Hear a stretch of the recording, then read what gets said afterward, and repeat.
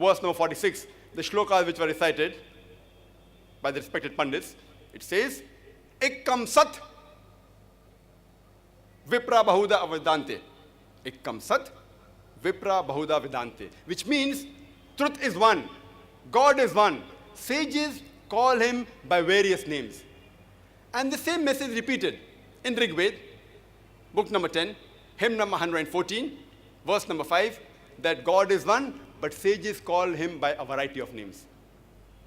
And in Rig Veda alone, in book number 2, hymn number 1, there are no less than 33 different attributes given to Almighty God, many of which were recited by the respected Pandits. One amongst them, in Rig Veda, book number 2, hymn number 1, verse number 3, is Brahma. Brahma is called the creator. If you translate into Arabic, it means Khalik. We Muslims have got no objection if someone calls Almighty God as Khalik or the creator. But if someone says the creator is Almighty God who has got 4 heads and on each head is a crown, we Muslims take strong exception to it. Moreover, you are going against Shetashvatar Upanishad, chapter number 4, verse number 19, which says, Na tasya pratima asti. Of him, there is no likeness. Another attribute given in Rig Veda, book number 2, hymn number 1, verse number 3, is Vishnu. Vishnu is called the sustainer, the cherisher. If you translate into Arabic, it is somewhat similar to Rabb. We Muslims have got no objection if someone says Almighty God is Rabb, or sustainer, or cherisher. But if someone says sustainer is Almighty God, who has got 4 hands, one of his right hand is the disc, is the chakra, the other hand he has the conch, he's traveling on the bird by the name of Garuda, or reclining on a couch of snakes, we Muslims take strong objection to it. Moreover, you are going against Yajurved, chapter number 32, verse number 3, which says, Na tasya pratima asti. Of him, there are no images. If you read Rig Veda, all these descriptions are not given. The attributes are given. That Almighty God is creator, He is sustainer, He is cherisher. We have no objection with attribute. But these images are not given because it is mentioned in the Vedas that Almighty God has got no images. It's further mentioned in Rig Veda, book number 8, hymn number 1, verse number 1, Ma Chidanidhi Sansad. Ma Chidanidhi Sansad, which means do not worship anyone except the one God. It's mentioned in Rig Veda, book number 6, hymn number 45, verse number 16. Ya ik it mushtihi. Praise him alone, the one true God.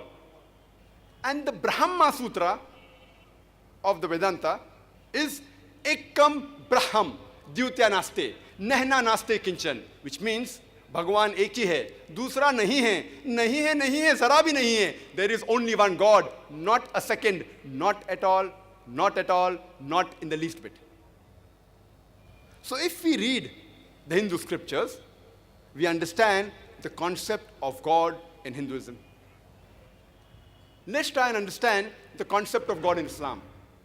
The best reply any Muslim can give you regarding the concept of God in Islam is quote to you Surah Ikhlas, chapter number 112, verse number 1 to 4, which says, Qul huwallahu ahad. Say, He is Allah one and only. Allahus samad. Allah, the absolute and eternal. Lam yalid, walam yulad. He begets not, nor is begotten. Walam yakul lahu kufuwan ahad. And there is nothing like Him. This is a 4-line definition of Almighty God given in the glorious Quran in Surah Ikhlas, which is the same as which was mentioned in the Hindu scriptures. The first is, Qul huwallahu ahad. Say He is Allah one and only. Same as the Chandogya Upanishad, chapter number 6, section number 2, verse number 1, which says, Ekkam evidityam. God is only one without a second. The second verse, Allahu Samad. Allah, the absolute and eternal. Same as Bhagavad Gita, chapter number 10, verse number 3, which says that He is the Lord of all the worlds. Verse number 3, Lam yalid walam yulad. He begets not, nor is begotten. Same as Shetashvatar Upanishad, chapter number 6, verse number 9, which says, Na chasya kasij janita na chadipa, which means Almighty God has got no parents, He has got no lords, He has got no mother, He has got no father. And the last is Walam yakul lahu kufuwan ahad. There's nothing like Him. Same as mentioned in the Shvetashvatara Upanishad, chapter number 4, verse number 19, as well as the Yajurved, chapter number 32, verse number 3, which says, Na tasya pratima asti. Of Him, there is no likeness. He has got no images. The definition of Almighty God given in Quran and the Hindu scripture is exactly the same.